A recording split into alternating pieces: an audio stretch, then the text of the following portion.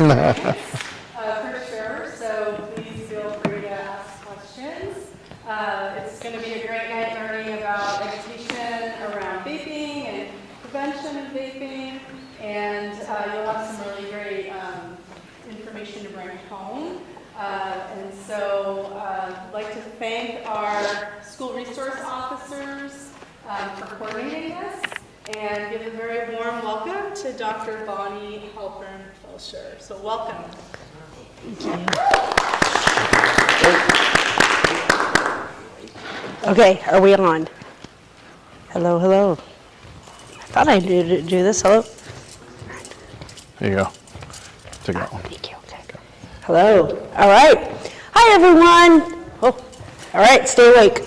Good to see you. I'm going to talk to you tonight about vaping, smoking, and yes, eating substances, and what basically you all should know.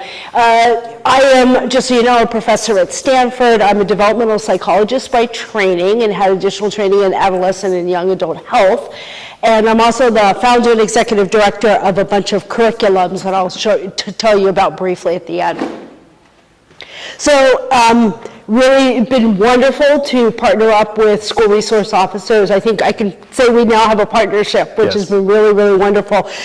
So Thomas Lowe, James Guevara, and Guillermo, Officer Guillermo de Lara have been just wonderful in working with me, and they're going to chime in. There'll be times when I pause, or maybe you just kind of wave when they want to add on the local experiences that they're having. Oh, the other thing I will say for all of you, we are a small enough group. We are recording, but it's still a small enough group that please chime in with any question. Excuse me, I give this talk enough that you're not going to throw me if you just say, wait, I'm confused. But I also have some like pop quizzes that I want you to play along and answer as well. All right, so just a big shout out. I won't mention all the people on here, but shout out to my lab who really brings this work to all you. And the other thing, and for the younger ones in the audience who are interested in doing some prevention around substances, we do have a youth action board that starts from 14 to age 22. So anybody you know who might be interested, please let me know. And then my final disclosure is that I am an expert scientist in some of the e-cigarette litigation that's going on. All right. So what are we talking about? I'm going to talk a lot about different e-cigarette products, but I'm also going to talk about cannabis or THC products, as well as some edibles products that we need to be aware of. So first, these are your e-cigarettes, and if you have time, please come up and see some of them live. I'm going to walk through a few more that are in here. So let's first talk about there are different generations of e-cigarettes that have come on the market over time. The first one that came on the market is what we call cigalikes. If you see, they look a lot like a cigarette. E-cigarettes came on the market in the United States in 2007. They were originated in China, came over here in 2007, and the very first ones looked a lot like a cigalike or a cigarette. And I remember in my lab, it was probably 2009 or so, and somebody in my team said, I just went to the mall in the kiosk and I saw this thing smoking, but they're not allowed to smoke inside. What was it? And we realized it was an e-cigarette. We didn't pay much attention to it at that time. Kids were not using these very often because they look like a cigarette.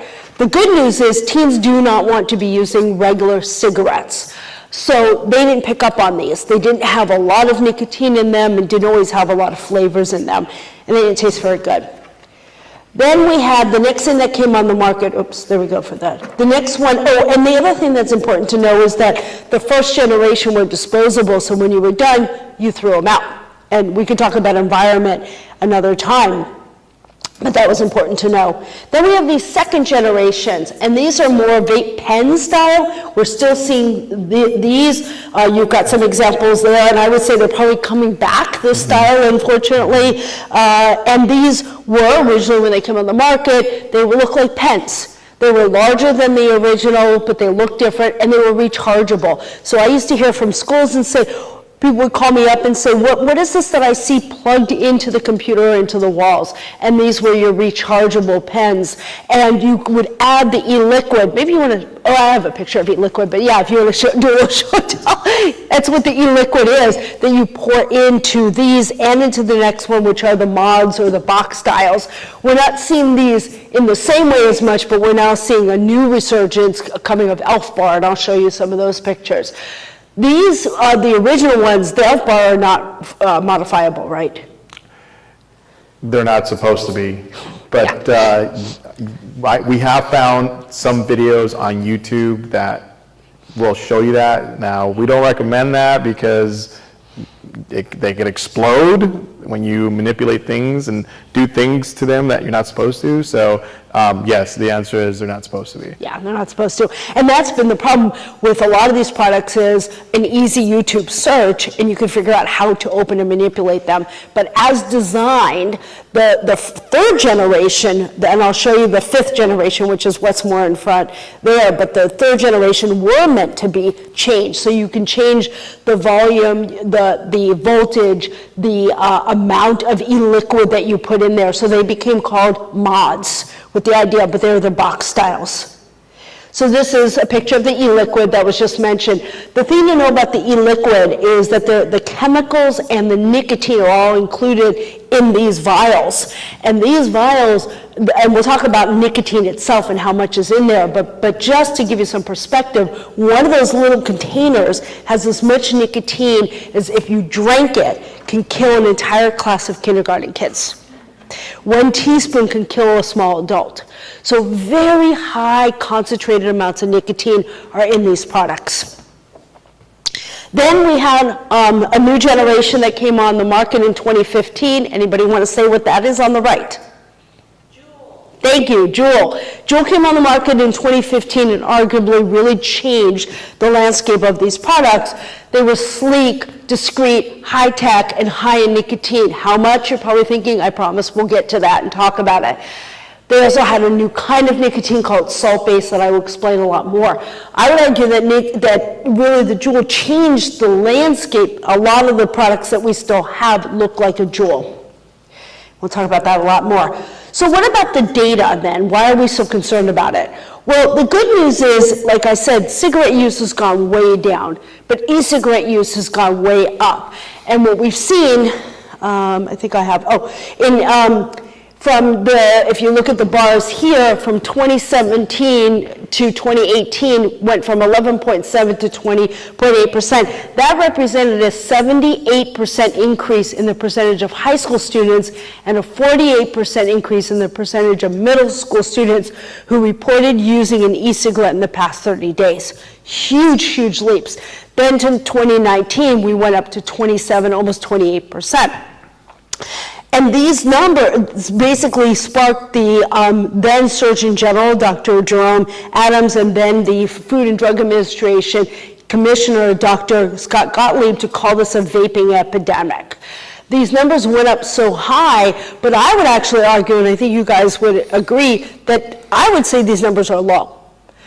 When I would go talk to schools in 2019, pre-pandemic, I went doing this everywhere across the country, and I would hear people say, no, it's pretty much half of my class that's using. And so, the other thing that's important to know is it's an equal opportunity problem.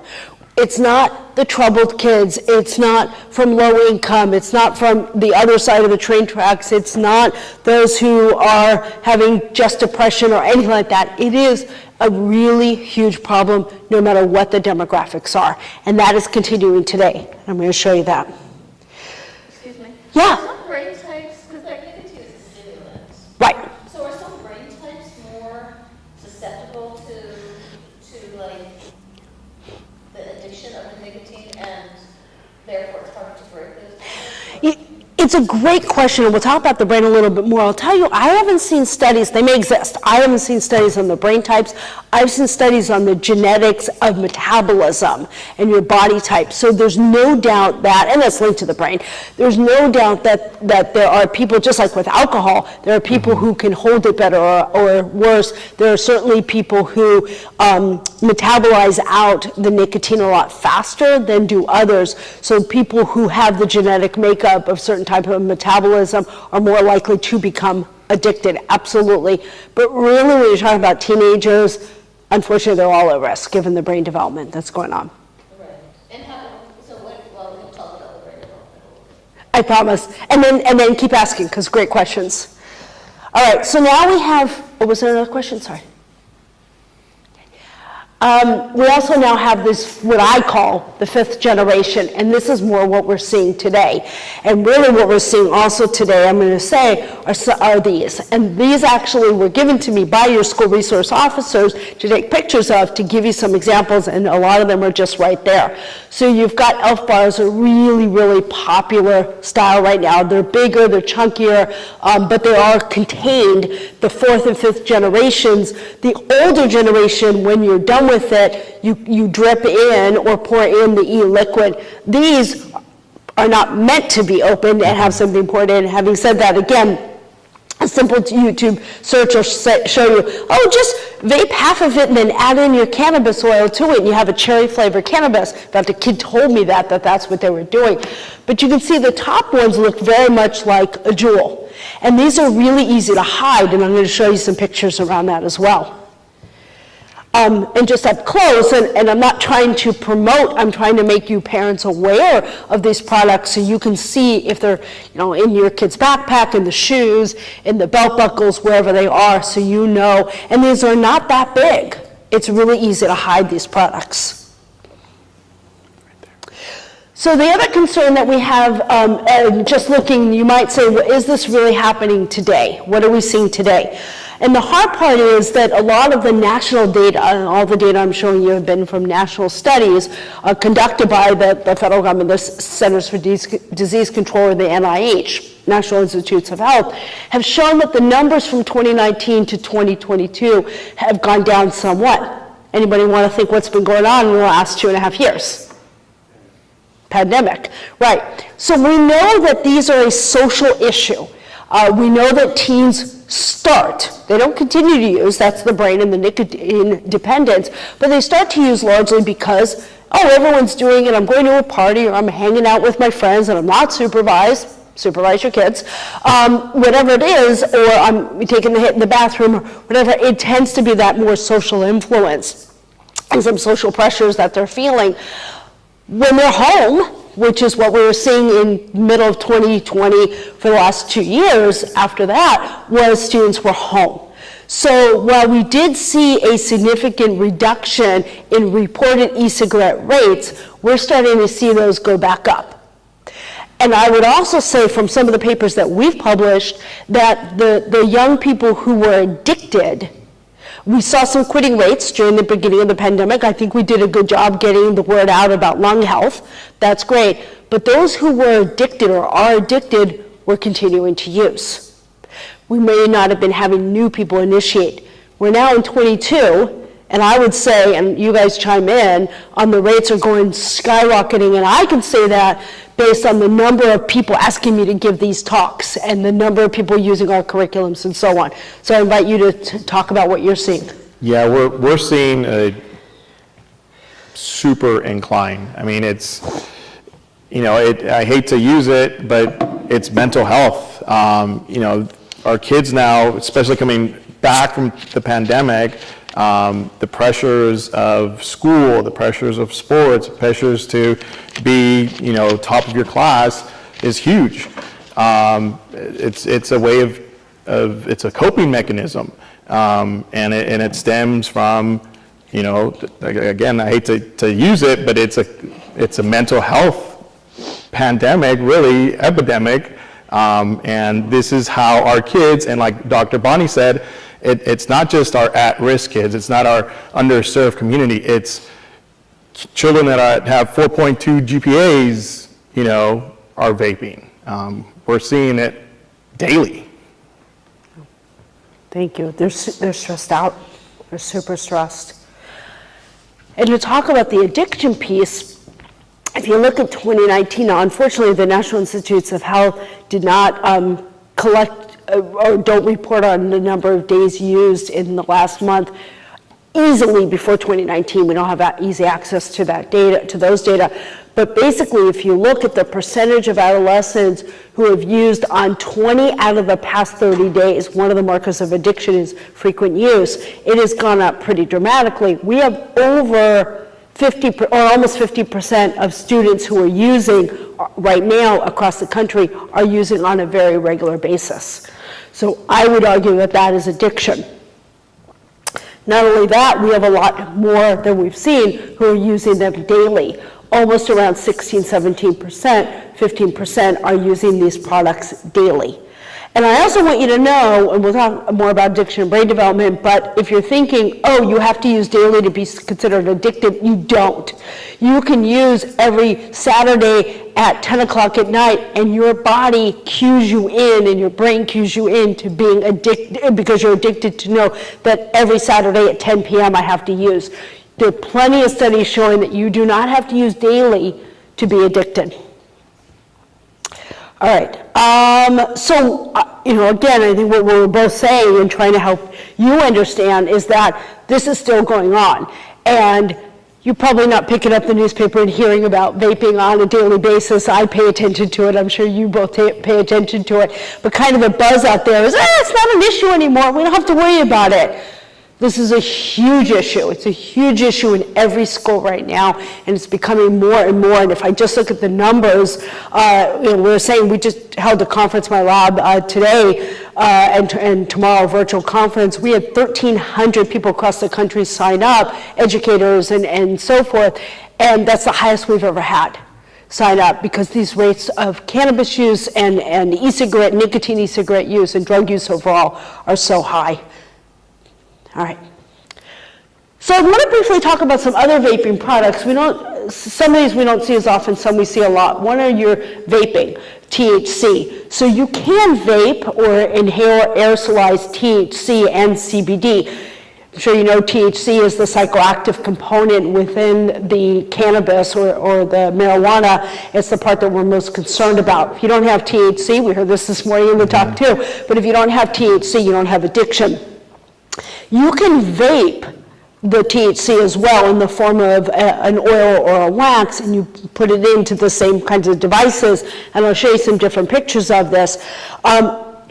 It's the same idea. You get high within a few seconds. The high lasts about 30 minutes to several hours, and how much the THC really depends on the flower and the concentration of the THC. But what's important to know is some people think, I'm using an e-cigarette, I'm vaping it, it's not harmful, I'm not burning it. It's still harmful.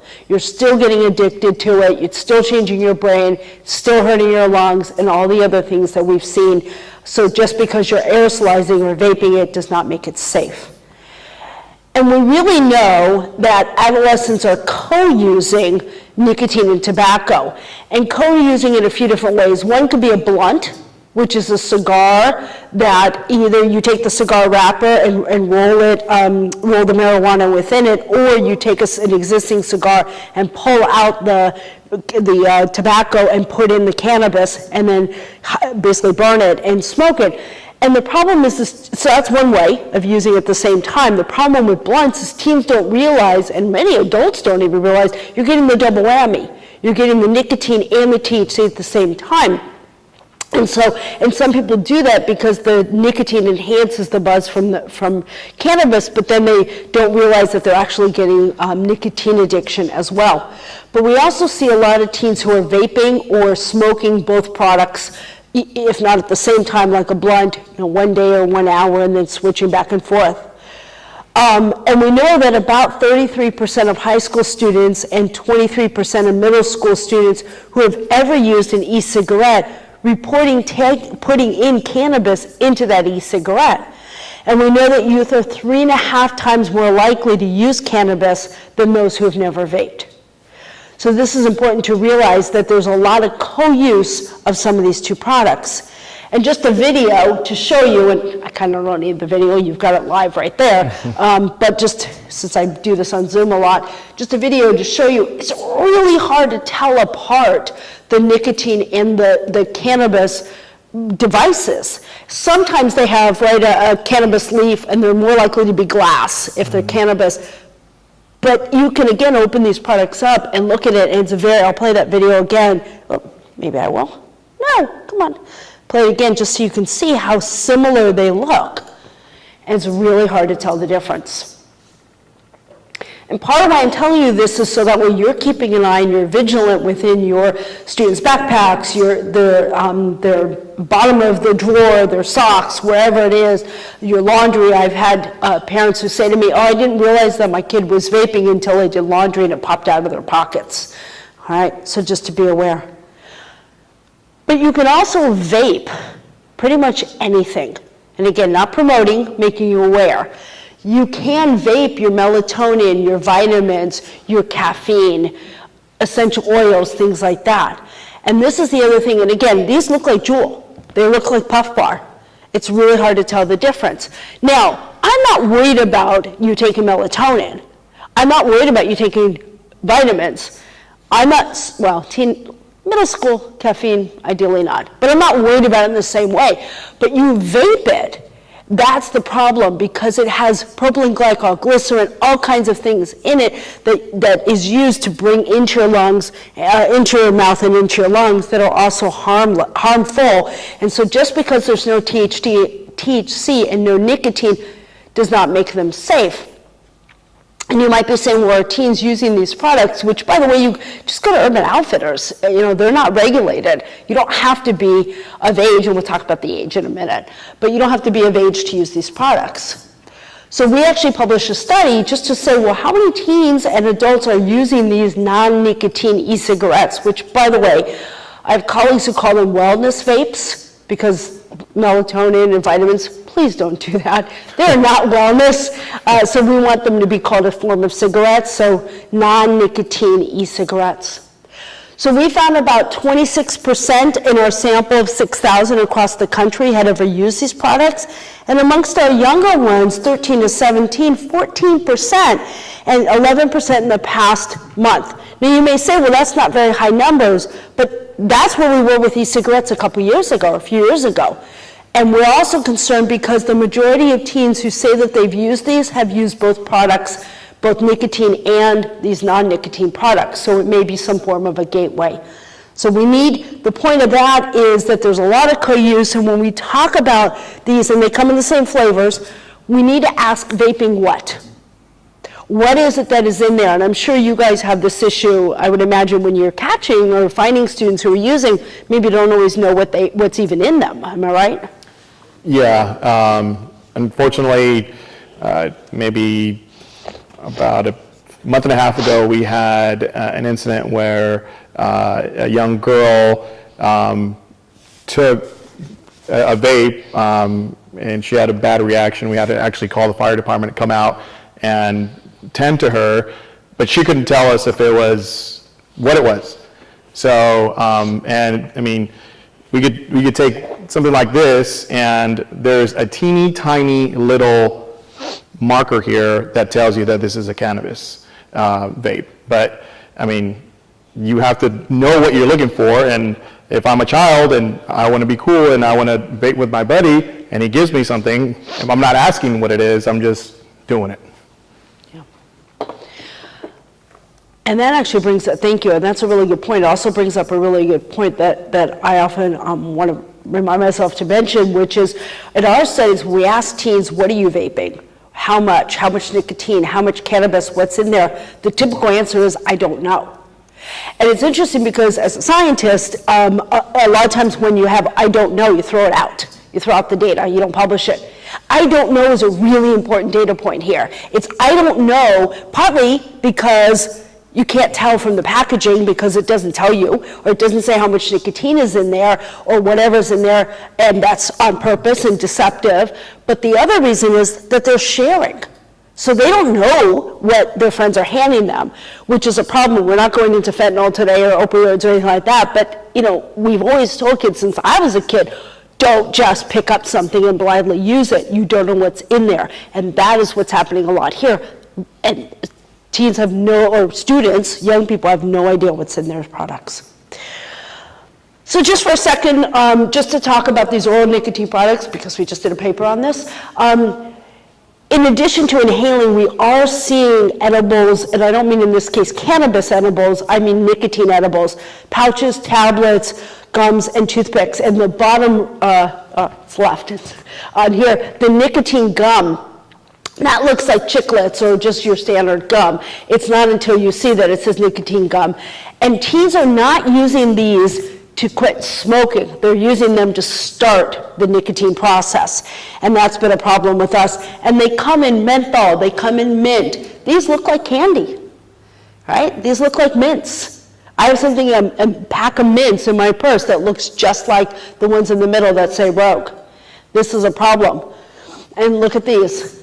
These are candy. And, the industry would say we're targeting adults.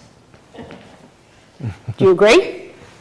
Okay, so this is another problem that we're having with these. So how worrisome are we about this? These we're very worried about. So in the study that we recently published, we showed that if you want to look at the 13 to 22-year-olds, we didn't break them down smaller than that, but the middle row, you can see about 25% have ever used, and then used in the past 30 days is, 12%? It's hard to tell from this angle. But a fair number of young people are reporting using these products. And they're using them pretty equally across. So gum, pouches, lozenges, tablets, and toothpicks. Yes, nicotine toothpicks is something that's happening. And we didn't see differences by age. Again, equal opportunity. Are you guys seeing these products? Not much. really, no. Okay, good. Right? No. So any questions on the products themselves? Yeah.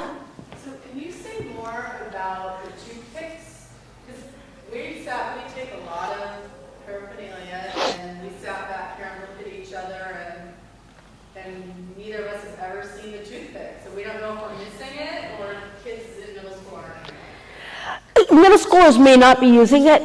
That might be more adult. Definitely the gum, the Lucy gum, we're seeing a lot in the pouches. But you may not know what it is, right? And if I can say any good thing about it, at least it's biodegradable. One good thing. So, it could be falling on the ground and you're not noticing it. It's not something that I'm seeing on a regular basis either, but it is something that I want people to start paying attention to because I am worried about it. Other questions about the products themselves before we go into? Well, so I'm trying to understand the different chemicals, okay? So like, the toothpick would just have nicotine, or is it having other substances in it as well? So I don't know, we haven't tested. I'm not necessarily talking about that, but if, I'm just thinking, if a person's looking for a stimulant, I mean, I'm not saying it's good, but Right. nicotine is a stimulant. I don't know if just isolate that nicotine is bad, I don't know. But the other stuff that goes with it is, and certainly it affects the brain. I mean, I know that experience is probably all bad, but certain, the gum doesn't have a lot of other stuff in it. Yeah, no, it's a good question, and you guys came to a meeting we had on harm reduction. If you said you got to choose a nicotine product, I would certainly choose those because you're not burning them, you're not heating them, you're not inhaling them. It's not bypassing into the lungs and the bloodstream in the same way. Totally agree with you.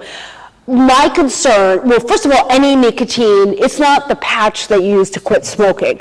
There's more chemicals in there to bring it through the body. They're meant to make you addicted. Whereas the patches are meant to have a step down to help you get off of the nicotine. I don't know what's in all of these products. I don't do toxicology in my lab, what we call dry lab, more behavioral science. But I've actually been trying to work with some of my friends, Matt, who you met online today, Matt Springer, and others to try to test these to see. The reason why I worry about it is from a behavioral perspective and a perceptual perspective is all these products are normalizing nicotine. They're normalizing substances. They're making them cool. It's cool to hide them. It's cool, teacher turns away. Quick, hurry up, use something. That's what makes me worried. But also, we're worried that they're starter to then moving on to other products. And no matter what, nicotine is still nicotine addictive and changing the brain. So does it have all the other chemicals in there? Probably not. Am I worried about your lungs? Probably not. Am I worried about your brain and gateway to other drugs? Yes. All right, so what's in these things? So, slide of all the lovely products that are in here. I've been doing tobacco control work for 25, 30 years. I hate to admit it. I used to show slides. Young ones, they weren't PowerPoints then, they were actually these slides. But I would show slides that had these chemicals in there. And yes, cigarettes may have thousands and e-cigarettes have hundreds, but they're not that different. Things like arsenic, formaldehyde, the benzene, cadmium, lead, nickel, acrolein, these were and are in cigarettes. So they're not that different. Now, cigarettes don't seem to have propylene glycol and glycerin, certainly the flavors, but point is that these are still harmful. And the aldehydes are ones that are cancer causing. So a lot of concern about these products in there. Hello. Oh, I did want to point out here, thanks to our wonderful partnership with the SROs, this right here, the yellow, and they're over there if you want to look later, is benzoic acid. Benzoic acid is what I'm going to talk about in a few minutes. It is the, makes up the salt-based nicotine. This stuff is not biodegradable. It's not good for you to touch into your hands. It's an acid. It could burn your hands, and they leak a lot. So these chemicals are not just being inhaled, you can smell them, and you can feel them, and it's very harmful. It's one of the things we worry about. All right, so I promised I'd talk about nicotine. Let's talk about nicotine. So, how many cigarettes are in a pack of cigarettes? 20. All right, how much nicotine do you inhale from each cigarette, from one cigarette?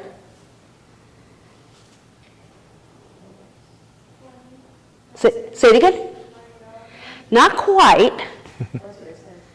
No, one cigarette. It's a bit of a trick. One cigarette. 1 milligram. Each cigarette has 8 milligrams of nicotine. But even though they're the best product for delivering nicotine to your body, they go to the ground, it smolders, it disappears into the air, things like that. So the yield, it's called, the amount that actually you breathe in, is really more like about 1 milligram of nicotine. So if you were to smoke an entire pack of cigarettes, 20 cigarettes would get you roughly 20 to 25 milligrams of nicotine. Okay. A Juul, and this is the Juul pod, which is really little.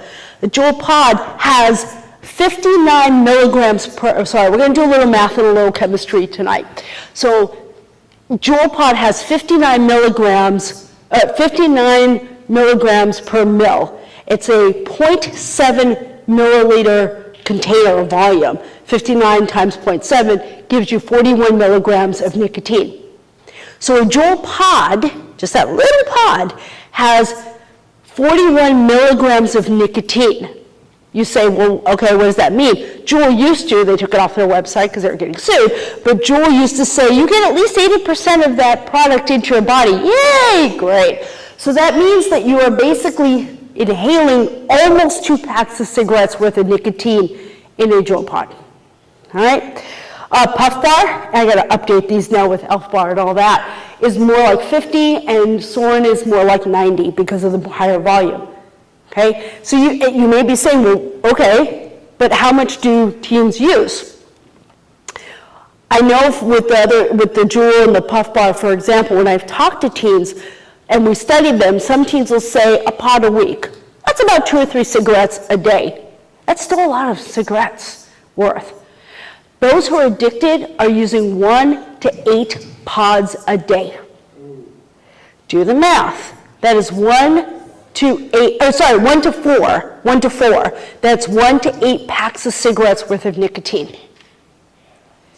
Okay, let that sink in. That's how much nicotine is in these products. Huge amount. But not only that, but the type of nicotine, and this is where that salt base comes in, that yellowy substance we're seeing, is very scary. And why? Cigarettes and the older e-cigarettes used a freebase formula of nicotine. Freebase uses ammonia and sugar to basically inhale it and bring it through the body and into the brain. It was your catalyst for doing that. If you're a nicotine-naive youth, and I want to go back and make it clear, in the rates I was showing you of use, the majority of teens start nicotine through e-cigarettes, not through cigarettes. I don't want the conversation to be, yay, we have e-cigarettes, or kids would have started smoking cigarettes. No, they're not interested in cigarettes. So teens are starting with e-cigarettes.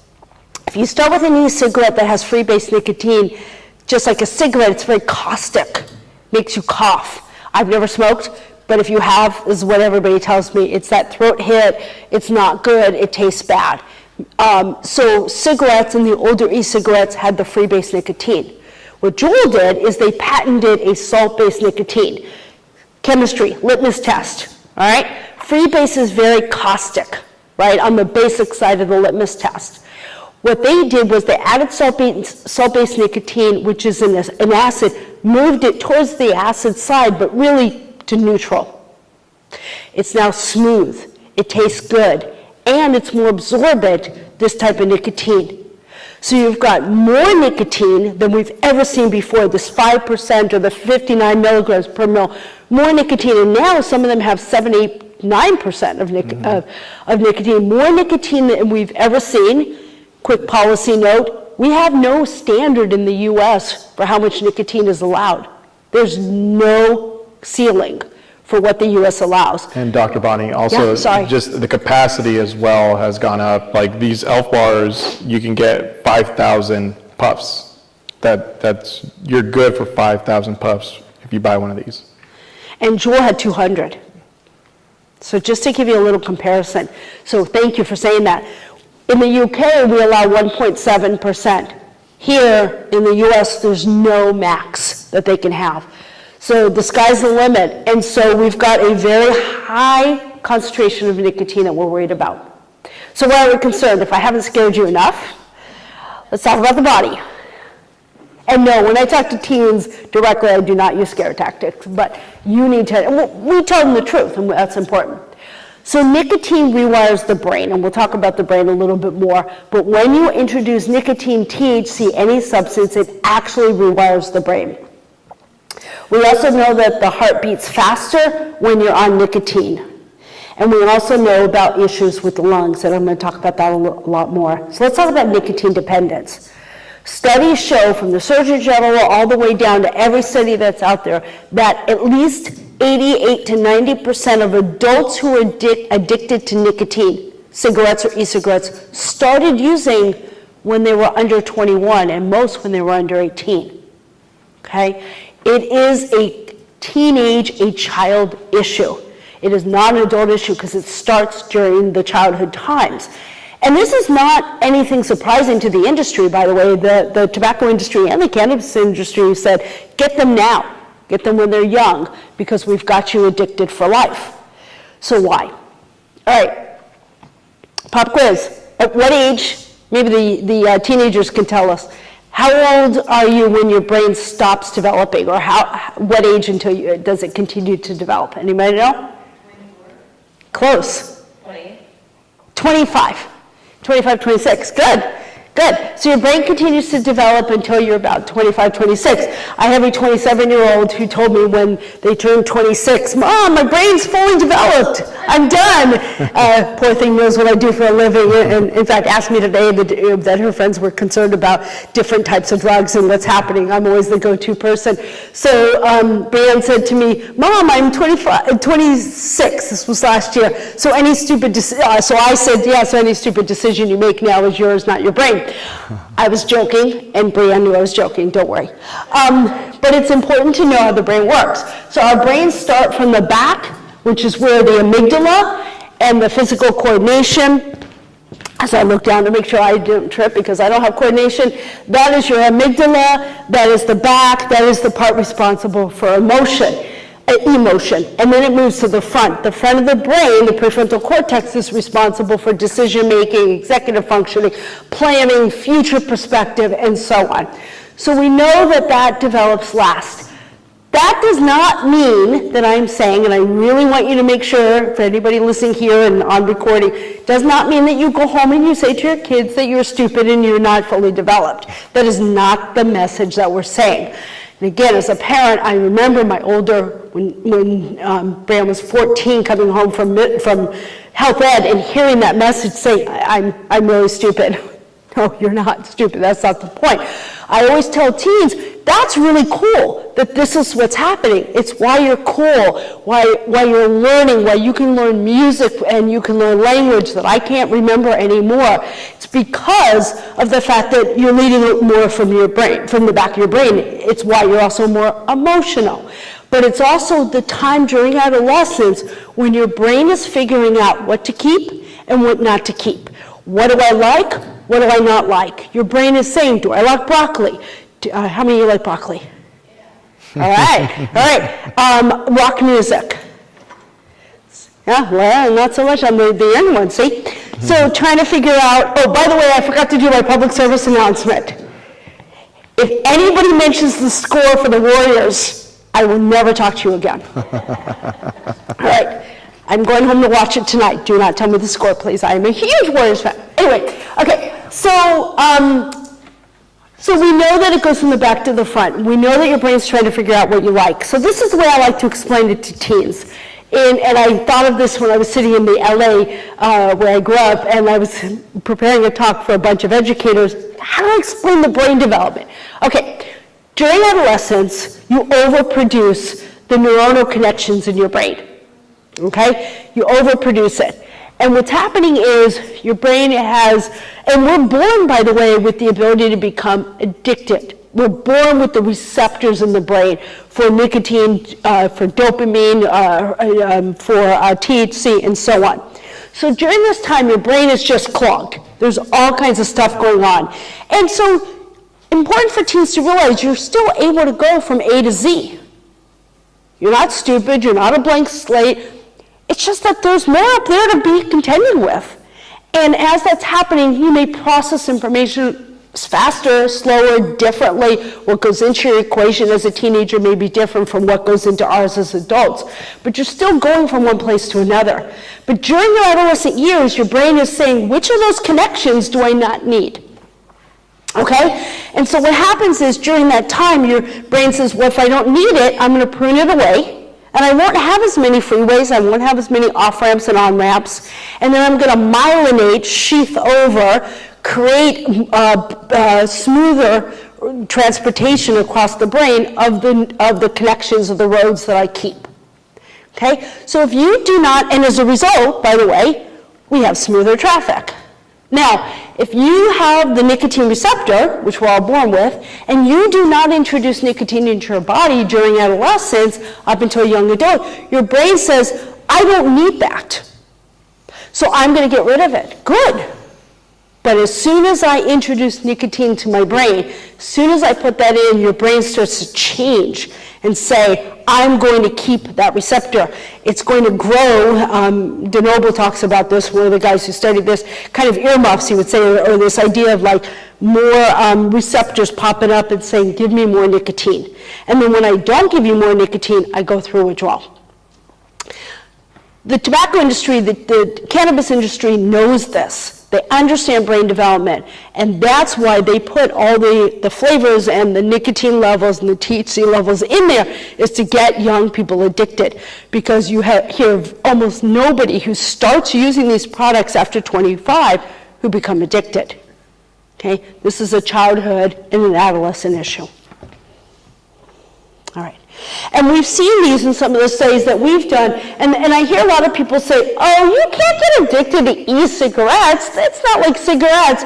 We did studies, and we found that adolescents who were using all the different kinds of e-cigarettes, doesn't matter which, are basically as addicted by measured by the red as those who are using cigarettes. This is, you don't need the details, it's called a hooked on nicotine checklist scale. It's an objective, subjective no, it's both, scale of nicotine addiction. But basically, any of these nicotine products, if you're using them, you're more likely to become addicted. And not only that, but on the score, just a score of 1 is addictive. Things like I need it the minute I wake up in the morning. If I don't have nicotine, I go through withdrawals and so on. But we're seeing that teens and young adults and adults, this study across the board, are are averaging around 4 or 5 points on this 1 to 9 scale, that they're highly addicted if they are using e-cigarettes and just as addicted as if they're using cigarettes. So these products are very addictive. Lungs. We know that e-cigarettes and any tobacco really irritate and inflame the airways of the lungs, destroy the air sacs, and then if you have a weaker immune response, then you're more likely to have infection. I know some docs who do surgery on teens who will not perform elective surgery if the teenager is using an e-cigarette. Okay? Because, just like cigarettes, it reduces our immune system and makes it harder to heal. COVID. If we can say anything, not only does your brain develop until mid-20s, so do your lungs. Not many people realize that, but our lungs also continue to develop and to grow. We know that the coronavirus, virus responsible for COVID, that it weakens your lungs, right? And it weakens your immune system. We know that if you have weaker lungs, then you're more likely to have more severe COVID infection. So we've known this for a while. We did a study that showed a very significant relationship between vaping or smoking and getting, not severity, but just getting COVID. Now, I don't know if it's the lungs. What I actually think was happening is a social event. I think what was happening at the beginning of the pandemic, or middle of the pandemic, is teens were getting together, as were adults, outside without their mask, and teens, again, I said, are sharing and socially using their e-cigarettes. Take off your mask, you inhale, and you share it with your friend. You're more likely to then be spreading COVID that way. And we did some interviews with some students who said, oh, it's not a problem. We stood 6 feet apart and then shared our vape. We can discuss infectious disease control at another time. But we do think that there is quite a significant relationship between smoking and vaping, anything, and COVID. All right. Other pulmonary effects. So there are a lot of flavors. I'm going to show you the flavors, but there are a lot of flavors in these products. The flavors are like diacetyl, which is a butter. Who likes butter microwave popcorn? I sure do. Although lately I've been buying the pre-pop from Costco, and I'm really happy. Lower calories and stuff, it's great. Anyway, my husband goes and buys like 8 bags at a time and brings them home, it's our snack. But the buttery flavor that's in microwavable popcorn, if you heat it to very high degrees and then inhale it, that is the problem. So e-cigarettes are heated to several hundred degrees, and then you're inhaling what's left over from it, the aerosol, and that is causing lung lesions. There's something that the federal government calls GRAS, generally recognized as safe to eat. Again, you can heat butter and eat it, but not inhale it. And so we're seeing a lot of lung lesions and problems. And we also saw with something called EVALI. Anybody heard of this the last few years? I think you've heard of it. E-cigarette and vaping associated lung illness. We had about 3,000. Did you guys see anybody with EVALI? I've never seen anybody with it. I'm familiar with the term, but I've never seen anyone with it. Yeah, I mean, 3,000 across the country is not huge numbers, but we were definitely seeing it. And EVALI it seemed to be traced mostly to THC e-cigarettes because the vitamin E, so instead of the propylene glycol and glycerin in nicotine e-cigarettes, they use often vitamin E acetate. So an oily substance that helps the product travel through the lungs and it gets clogged. It's like clogging your arteries. We had about 2,800 adolescents and adults who got EVALI, about 70 deaths. Oh, hello. Unfortunately, the CDC stopped collecting data on EVALI. Yeah, we did have a pandemic. It makes sense that they stopped, but we're really hoping and pushing for them to continue because a lot of my doctor friends emergency room doctors or lung doctors have said that they're seeing EVALI, and it presents very similar to COVID. It's hard to tell the difference until you do testing. And so young people are coming in very sick. By the way, those of you who are taking pictures, you're welcome to. I'm also happy to send slides. Everything we do is free and open, so just let me know. All right, and then not only that, but even though teens are starting with e-cigarettes, we also know that if teens are starting with e-cigarettes, they're roughly 4 times more likely, my cute little movement here, to then start using cigarettes. And then you have all the other issues that come along with cigarettes. And it's not that they like cigarettes, it's that they're finding cigarettes, and so that they're more likely to use it because cigarettes have a lot of nicotine, and if they're addicted, teens tell me this, if they're addicted, they're going to use anything that they can get their hands on. All right. So why are they using? Given everything that's so bad, why are teens using these products? Well, there are a lot. There are a lot of reasons. We're going to focus on a few. Flavors, hiding, marketing, access, misperceptions, and stress. Flavors. All right. So while I'm showing these slides, think, and I'm going to ask you all to call out, think how many flavors of e-cigarettes you think are on the market. All right, so why are flavors there? Well, they mask the harsh taste, right? If you've ever been near a cigarette or smoked a cigarette, it doesn't smell or taste very good. You know, I always walk around to the other side of the street if somebody's coming at me smoking. It's pretty gross. So if you have flavors, it masks that harshness. If something tastes good and smells good, it must be harmless. It must be fine. Youth tell us that they're more likely to report interest in trying tobacco if it is flavored. And youth report that they would quit using tobacco of all sorts if the flavors were not there. But then if we only took away some of the flavors, that they'll bounce from one product to another in order to get the flavors. And not only that, but the packaging is very, very appealing to young people, and we'll talk about that a little bit more. So anybody heard of Senate Bill 793? Prop 31 was on the ballot, Proposition 31. So that was the flavor ban, which is interesting that you're seeing all these, I just realized. Yeah, oh well, good reinforcement going on, huh? Prop 31 is the bill that passed, Senate Bill 793 was a flavor ban, a ban on all flavored tobacco products, not just e-cigarettes, flavored tobacco products in the entire state of California. Prop 31 because the tobacco industry sued the state around, the tobacco industry sued the state around the Senate Bill 793, sued them to say that it was unconstitutional to get those products off the market. It went to vote and it passed overwhelmingly. I take a little pride, I helped with that bill. In that, or if you hate me, depending on which way you fall on this, you either love me or hate me for that. But we're still seeing flavors, unfortunately, so we have a lot of enforcement to go. But right now, currently in California, there is not allowed to be sold any flavored tobacco products. So if you are in a store, I don't know if you guys want to comment on that, like what can they do? Is there any mechanism to report it? I don't know exactly where you would go to report that. We try to combat that by every quarter we're part of the Santa Clara County Tobacco Task Force, where we would send in underage, under 21, because you have to be 21 to purchase tobacco, any tobacco product in the state of California. Oh, I think that's actually national now. Okay. You gave my punchline away to the next I'm sorry, slide. No, I'm kidding, so sorry. Anyway, so we send in decoys through various places here in Mountain View, and if they sell to us, if they sell to our decoys, then we take law enforcement actions against that. But specifically to report something like that, I'm not sure. We try to combat it on our own, but whatever it is, it's a huge problem.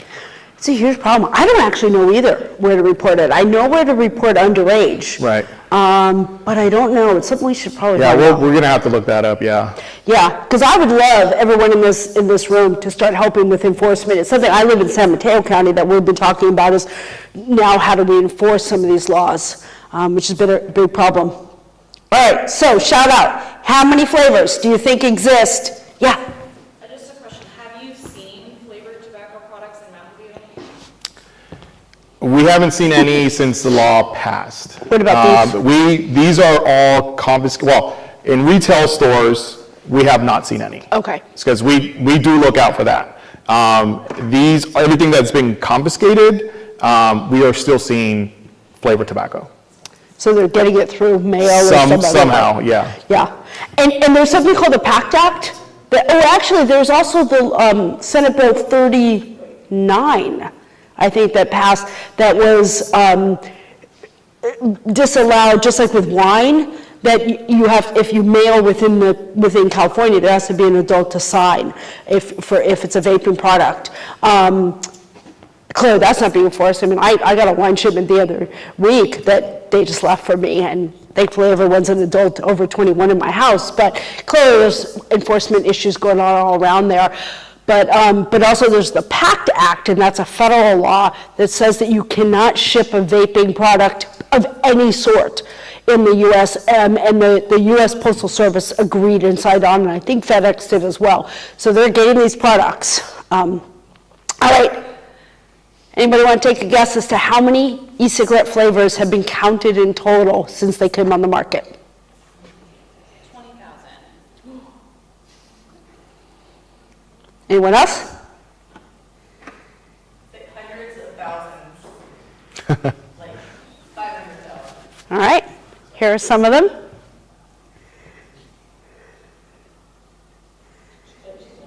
Do people say, this is the part that I told you, I'm so happy about doing this in person. I used to do these talks all the time in person, and then I've been doing through Zoom lately, and somebody always says chicken and waffle, but when you're on Zoom, you don't hear it. So it's so cool to be back in person and have somebody say that. All right, ready? The studies show over 15,000 flavors, and probably still counting because I don't think that this includes unicorn poop. Over 15,000 flavors have been on the market, and when these products first came on the market and still on the market, the CEOs of the e-cigarette companies say, this is to help adults quit smoking. Okay? Well, first of all, and we could talk about this in the Q&A more if you want, or now, but there's not good evidence that e-cigarettes help adults quit smoking cigarettes. But my quick sidebar on this is, even if it did, we're talking about teens. We're talking about kids. And by the way, we're talking about as young as second or third grade we're seeing use. So this is not e-cigarettes versus cigarettes. This is e-cigarettes versus nothing. E-cigarettes versus clean air. Teens are not starting with cigarettes. So to say that these flavors are to help adults or anybody else go from cigarettes to e-cigarettes, which is hopefully the lower risk, which there's still no evidence. Adults don't need unicorn poop, honey doo-doo, sugar booger, dragon's blood, candy and things. These are kid flavors, and these are attracting our kids. So I often tell parents, if you go into your kid's room, and somebody was saying, particularly a young male, and it does not smell like a locker room, and it instead smells like strawberries, blueberries, mango, it's probably not a fruit salad.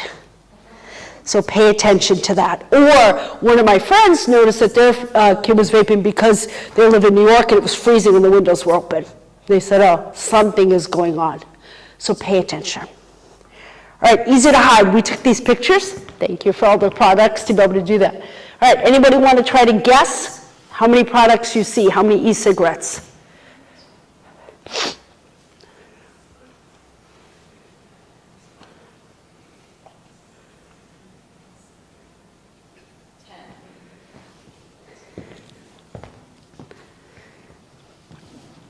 Is anybody just struggling, saying I can't tell? That's kind of the point. All right, here we go. So, one here, the ones that look a lot like a USB. This is my favorite. Somebody in my lab has some peach mango lotion or something. It looks pretty similar to the Elf bar. You can see up there in the top and over there, these look a lot like USBs. Then in the pens, the ones that look more like pens, you cannot tell the difference. This is not by accident. This again, starting in 2015, the newer products that you can palm. And I used to, when I was doing these talks to schools on Zoom during the middle of the pandemic, when they were teaching on Zoom, the teachers would tell me that they were seeing students kind of cup their hands during the Zoom talks, and they're pretty sure that they were vaping. It is really easy to hide these products, and that is part of the other message for you parents, is to pay attention to what you're seeing in your students' rooms, backpacks, shoes, belts, you name it. And they're small, and this is just an example of the pods, and the yellow again is the benzoic acid and the chemicals that are in there, that these are the size of a small paper clip or a quarter. They're very, very small. Right? Marketing. Yeah, we're marketing to adults. Do I need to say more? All right. Access. So I was going to ask the question. So did you know that the age was 21? How many knew that before you found out today? How many knew that it was age 21 that you have to be? One person. No, it's great. So I'm actually pushing to try to get a campaign started. I've actually contacted the California Department of Public Health after we asked them, and just say, hey, we need to start getting the word out. California was ahead of the game. We passed that law in 2016 that you have to be the age of 21, whereas it became the age of 21 in the US in December of 2019. That was signed into law at the federal level. All right, so when you see, we won't do that. All right, when you see signs like this, which is a real picture in the Bay Area, and you see student discount, the majority of students are under 21 or under 22, right? You finish college at around 22. Most people are not crazy enough to stay in school for 100 years like I did. Most people students are under 21. This is attracting our kids. This is the problem that we're seeing a lot.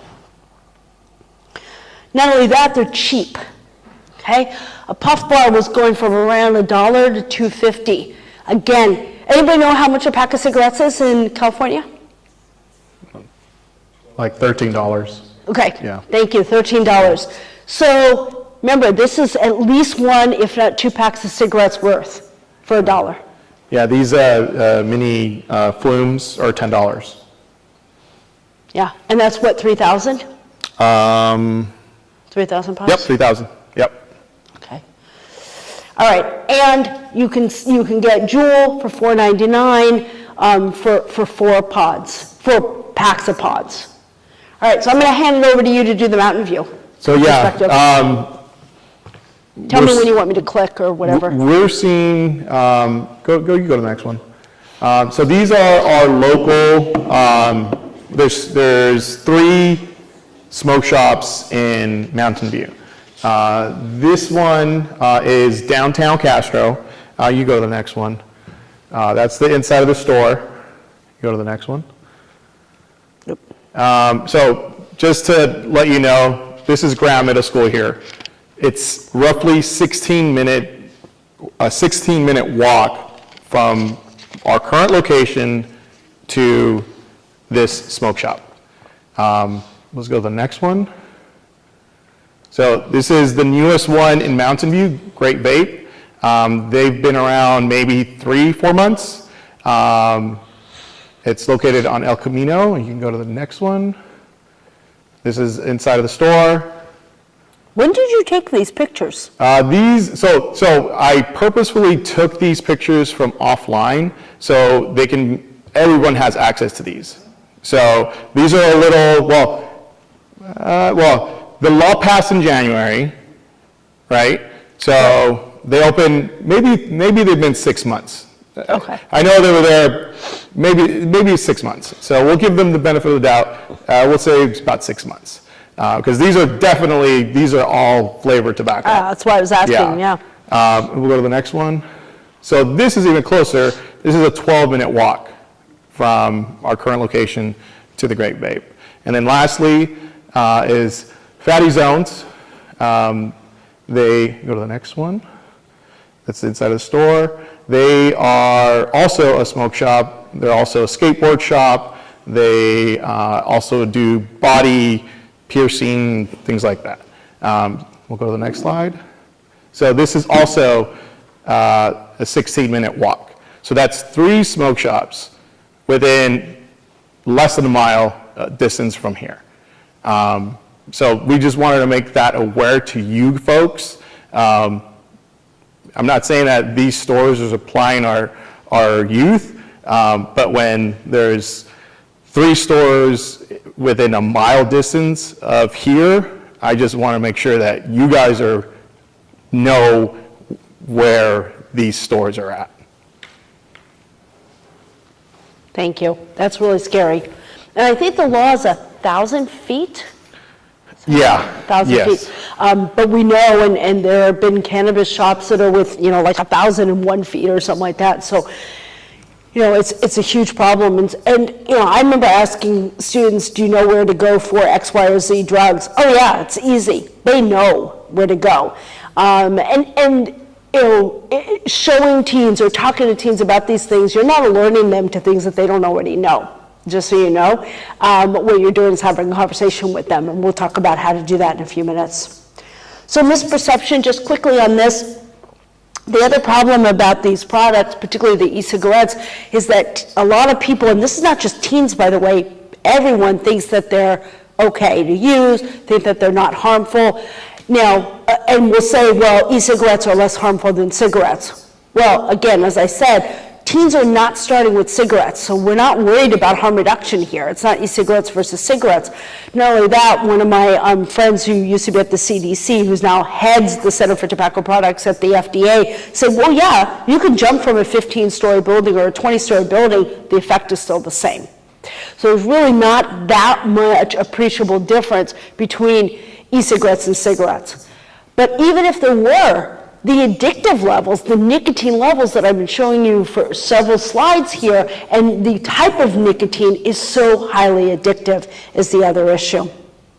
And then finally, stress. We talked about it, and any more you want to say on that, please do around stress that you're hearing. We live in a very competitive area, the Bay Area. We have Stanford University right there, we have Berkeley, we have Santa Clara, we have all these, higher education areas, and these kids are trying to get into those schools. And unfortunately, they only allow a certain amount. So they're trying to be the best. Not only that, but here in Mountain View, this is where Google's at. We're in the Silicon Valley, so a lot of parents are executives, and kids want to have jobs like mom and dad, and they want to challenge themselves to be the best.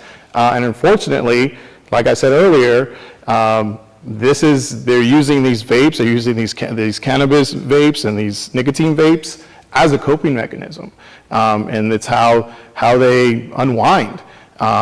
Speaking to kids, they can't even describe how it makes them feel. They're just liking how it feels, how it tastes, how it feels in their mouth. But they can't describe. I asked them, do you get a buzz? Does it make you feel like, a certain way? And they can't describe it. I don't know why, but they cannot. They just are talking about the very superficial things like, well, I like how it tastes and I like how it smells. So definitely living in this area, super stressful, super competitive. We're seeing this is how they cope with life. Yeah, thank you. And we're seeing it during the pandemic, and there was actually a report that was published by the federal government, again, on their data from the Youth Risk Behavior Survey that showed, I think it was, the latest data are 60% of teens are stressed, and some percent of them are stressed out or depressed enough to be suicidal. And I'm sorry, just one more thing. So we have that section of our society, but we also have our underserved population, kids that live in RVs. Again, super stressful. You're basically under the poverty line. Like, how are you going to deal with life? You're gonna find a crutch. And you're gonna find these things because they make you feel good. You don't know why, but they make you feel good. You kind of forget about your situation. And again, it's another coping mechanism. Yeah, no, thank you, and especially during the pandemic when that gap widened and we were seeing even more issues. Which is also why, I mean, you can't always supervise, I'm a parent, can't always supervise your kids, but just knowing where they are, keeping an eye, having community policing, community understanding, community watch of young people, because particularly we call that discretionary time from about 3 when school ends to about 6 when parents come home. And you know, a lot of parents say, oh, we live in an affluent community or everyone's executives or whatever. That's actually the group who's not more likely to vape, I don't mean that, but very likely to still use substances because they are not being supervised. Or the substances are around their house, like alcohol is often a big problem. So it's a real important time to be monitoring. So just a summary, and then I'm going to end with some resources and turn it over to you guys to talk about resources and then any questions you have. So we have stealth youth-focused products, e-cigarettes, the THC ones, you name it. We've got very youthful products. We've got very high nicotine levels and THC. I didn't even get into the very high levels of THC, just in some there. Today's joint, one joint is equivalent to 10 joints when probably my parents were kids. Very high levels of THC right now as well. But these e-cigarettes, the nicotine ones, have the salt-based nicotine in them. Those are less throat hit, easier to use, more absorbed, more absorption, and more likely to become addicted.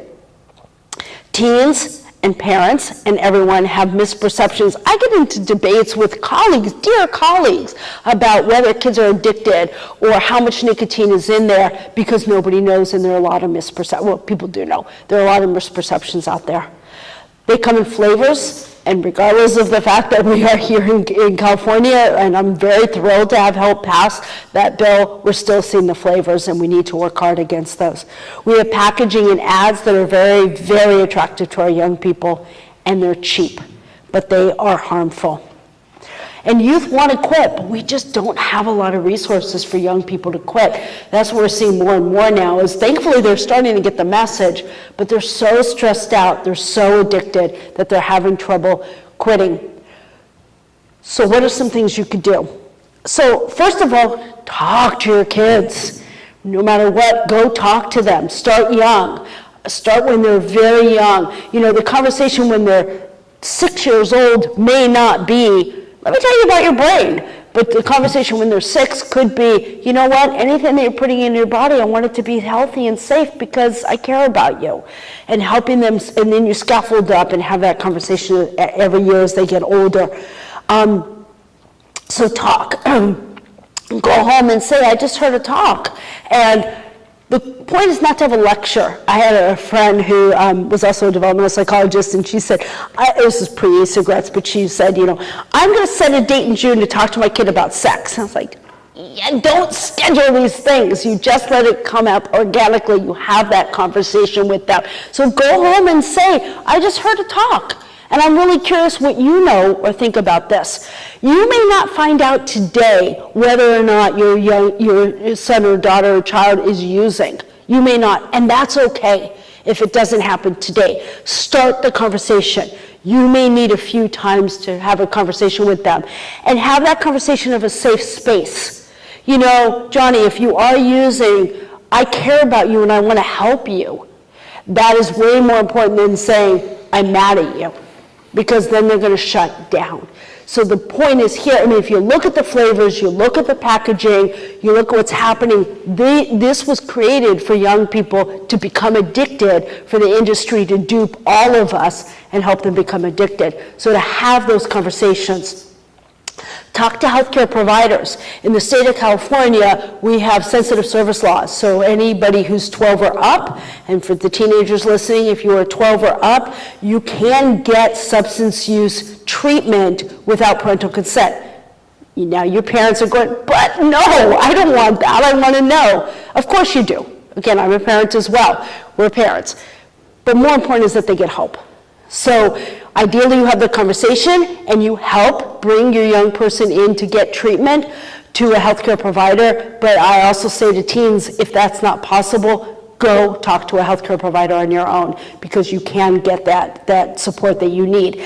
Now, we do not have nicotine replacement therapy, aka the patch or other drugs, to help young people under 18 get off of nicotine. They are not approved by the Food and Drug Administration for anybody under 18. Having said that, most doctors will prescribe it off-label is what it's called, because we know that we can help young people who are addicted. Again, you're looking at 1 to 2 packs worth of nicotine, 1 to 2 packs of cigarettes worth of nicotine, huge amount.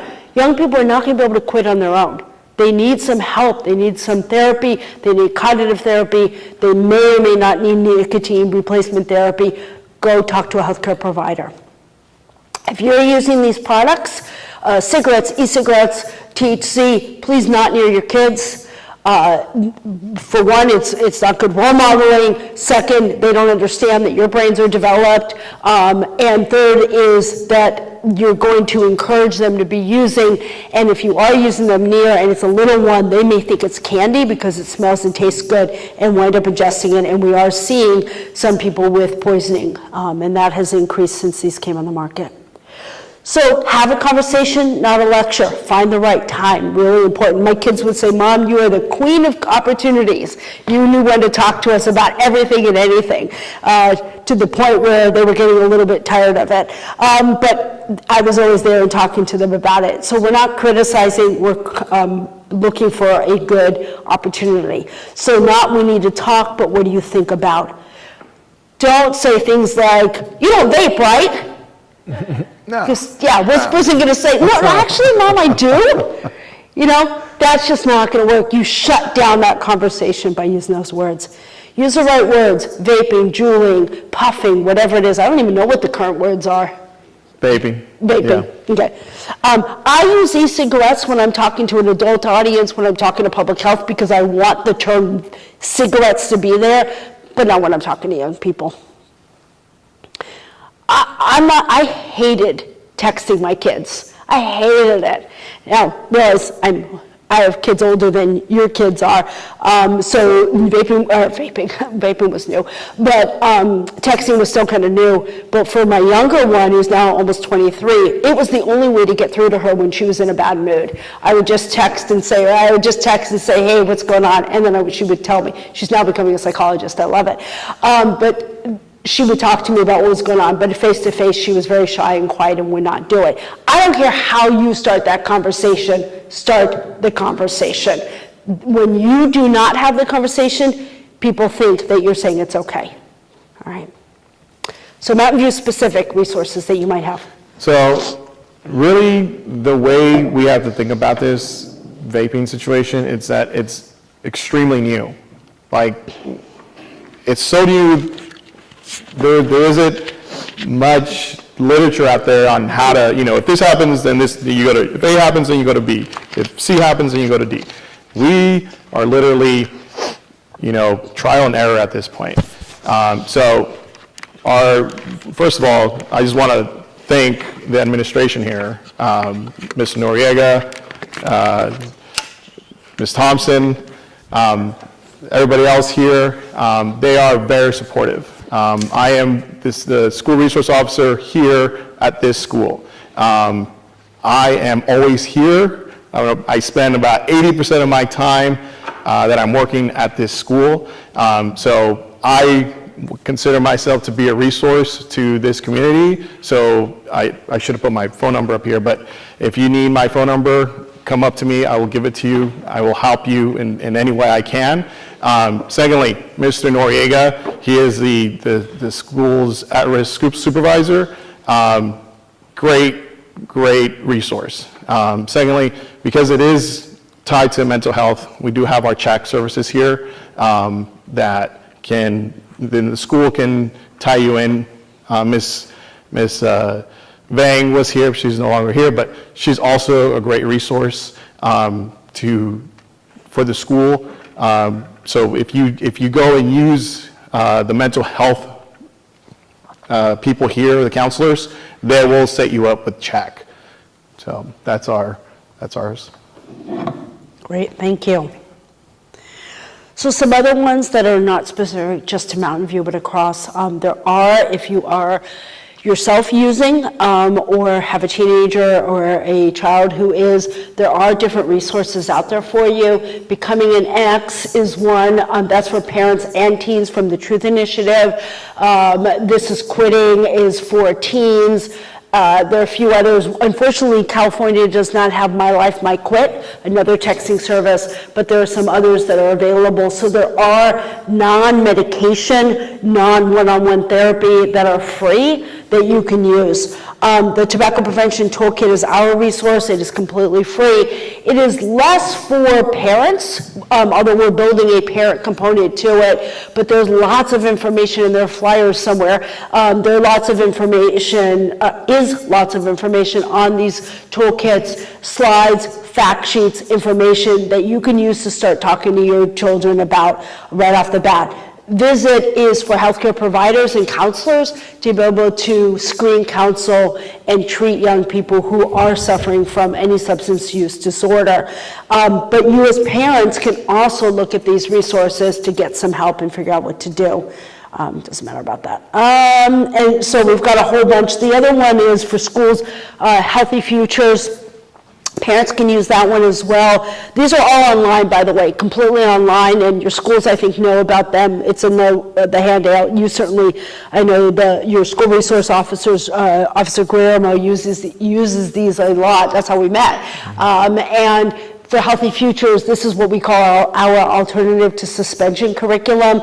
So I don't know what your school does. We suggest don't send them home, because then they're going home to vape. Better is you could do in-school suspension or in-school education or whatever. Healthy Futures is both assign a student to do it on their own, at home or on the computer, in the classroom, and then there's another version that is meant to be small group and talk together and really help use motivational interviewing to help young people go from, I'm using it, I don't think it's a big deal, to, oh, I understand it's a big deal, let me get help quitting. Parents can also work and use these curriculums to work with your students on a regular basis. I won't worry about going through all that. We do have an elementary, it says elementary school is coming. It is actually out. So we do have an elementary, middle, and high school. So you can look in these curriculums. They are absolutely free and available to you online, and talk to them about all the things that we've just talked about. Marketing, the role of marketing. There's a whole lesson in there on stress and coping and breathing mechanisms, breathing exercises to help you use healthier strategies than drugs to feel better about yourself. That's the Healthy Future. So I'm not going to bore you with all this. We are translating these to Spanish and other languages, so those will be coming out soon. We do free trainings. If there are any educators here who want to have a training on this, we do that. And then for those of you, we also do fact sheets. This is one on non-nicotine e-cigarettes. This is the one for adults to talk to you about these products. And then for teenagers, don't inhale BS. And this is actually developed by our youth groups to be able to do this. So we have lots of resources for you. It takes more than one time. You're not going to quit the first time you try. You're not, same thing with cigarette smoking. It can take anywhere from 1 to 11 times on average to be able to quit. We know that, but get help is what we're looking for. Really trying to help, be a community, help band together, talk about vaping, talk about the harms around it, talk about with your kids about how they're being manipulated by the flavors, by the colors, by the packaging, that is the best way to talk to them. Because when I talk to a teen and I say, you're being targeted and it's on purpose, teens don't want to hear that, right? Teens get mad. Wait, I don't want to be targeted. I don't want to be manipulated. It's my decision what I want to do, not the industry. Then you get them listening and angry and motivated to do something. So not harping on lung cancer and stuff like that we're not even sure about in is 20, 30, 40, 50 years from now. What's happening now that we worry about? And I don't have a slide on it, but I recently did learn that e-cigarettes are associated with cavities as well. So talk to them about bad breath and bad teeth. Anything that'll get a young person to listen right now is what we need to do. So I'll give you my email. You can follow us on social media if you want. There's my email, and happy to answer any more questions. I don't know if you guys have anything to add. No. Any other questions?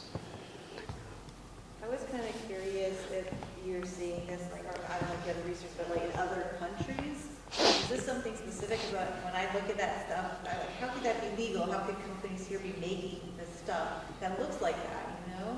And I know like in Europe, there's a lot of like cigarette smoking. Right. I'm Right. wondering, are you saying like this vaping stuff, is it like United States or everywhere? Yes and no. So it's a great question. So in the UK, my husband's half English, so we've gone there. Cigarettes are still very, very much an issue for all age groups. Whereas good news, we don't have that as much here, as much. We still have some, but e-cigarettes in the UK were advertised from the get-go as an adult product. It was not advertised in flavors and cartoon characters, and I could have given an entire talk just on the marketing. I just came from Virginia, and now I gave a talk on the marketing of e-cigarettes. That did not happen there, which is great. Plus, they had 1.7% nicotine versus our 5% and up. So the amount of nicotine is much lower in the UK. They do not have a vaping problem. And in fact, I got interviewed by a UK newspaper about it, and they're saying, it's not a big deal here, what are you talking about? They still have a problem, but it's not anything like ours. New Zealand, who I'm actually talking to tomorrow, I'm hoping they'll invite me out at some point soon. We've been doing a lot of work in New Zealand. They have a huge vaping problem there. They're up against the problem where their government, I guess government, I don't know at what level, I don't totally understand their governance structure, but is so worried about cigarettes that they're not worried about e-cigarettes, so they haven't done as much prevention around it, and now they've got a huge vaping issue, and they're starting to use our curriculums and things like that. So Hawaii, which is US, I know that, but it sort of sets apart, they have like 40% in writing, as opposed to like ours is 25 to 30%. They have a huge vaping issue there.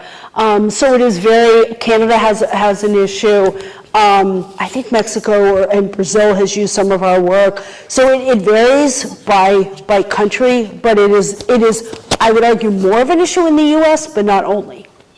Yeah, Dr. Bonnie, I want to add on. I had one of my 5th grade girls, and she just came over here a few months ago, and she was from a Latin American country, and her cousins and friends over there were already vaping. And so when she came to school, she got caught because she was sharing vapes with her friends at school. And when I talked to her, I found out that she already knew about vape back in her home country. So it's a worldwide problem. Yeah. Thank you for that perspective. Other questions? Yeah. So like that showed like all this, news, now 21, but like last summer, like a lot of information, like from, there's a website about like, they talk about, I think it's like drug-free partnership, like, they also talk about nicotine. And they said, oh, well, all this stuff is, of course they're gonna teach you this because this is their bias. So like when I look at your slides, they're good, they're probably right, but like that's how they approach it too. So I don't know how to get around that. Yeah, it's a hard one, I will admit, and it's also hard because, like I said, I have friends who think e-cigarettes are the best thing in the world because they help adults quit smoking, even though there's not good evidence for that, but that's their perception. So even I've never seen anything pull apart public health as much as I have these things. So there's so much mixed messages and mixed issues out there. The UK, speaking of that, had research showing that it was 95% healthier than a cigarette, which was badly done research. Wrong research.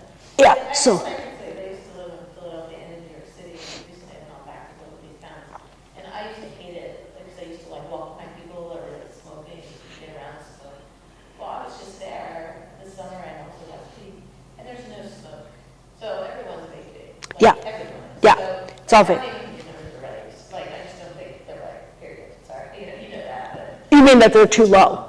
yeah. Oh, I completely, I mean, they're not my numbers, they're the federal numbers. Probably knows they're not right too. Yeah, just based on sales data, there seems to be lower, but our sales data, no, I completely agree with you, and it's been this huge debate that I've been having with people now, and in fact, I just came from a meeting a few weeks ago, a tobacco prevention meeting, and the guy, Brian King from the FDA was there, and somebody who is pro-e-cigarettes, anti-cigarettes, pro-e-cigarettes came up and said, so Brian, now that we have such low numbers for teenagers, can we start talking about e-cigarettes helping adults? Thankfully, Brian said, we're talking 2.5 million kids still using, this is not done. But I agree with you, and our own publications that we have in my lab show closer to 40% again. So I think I'm not saying that the feds did the wrong thing putting the numbers out that are showing so low, but I think that they did the wrong thing putting the numbers out showing so low because nobody believes them. And the pro-e-cigarette folks are going, see, they're only 14% right now, and we're not worrying about it. No, that is not the case. So I think it's much higher. I think the other thing in terms of your son, I think you said, is so much harps on only the negative health effects rather than you've been duped, you're being lied to, don't be a puppet to the industry, those kinds of messages. But it is hard. I'm not saying it's easy to get this information out there, but we have to start young, keep it going, and keep those messages going. And a lot of times I say, it's not them lying to you. I care about you. I care about your brain. I care about your lungs. I often say this, there's never been a better time to care about our lungs than during the pandemic, right? We became more aware of it. In fact, I think some of the numbers went down because of our messaging around EVALI and COVID. And now we stopped doing that and the numbers are coming back up again.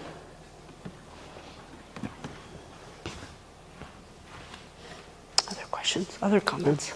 No, I think we're good. So if we could thank Dr. Bonnie. Thank you. And then if anyone would like to come up and take a look, peruse here, you're more than welcome. We'll stay up here and we'll explain it to you guys. All right, thank you guys.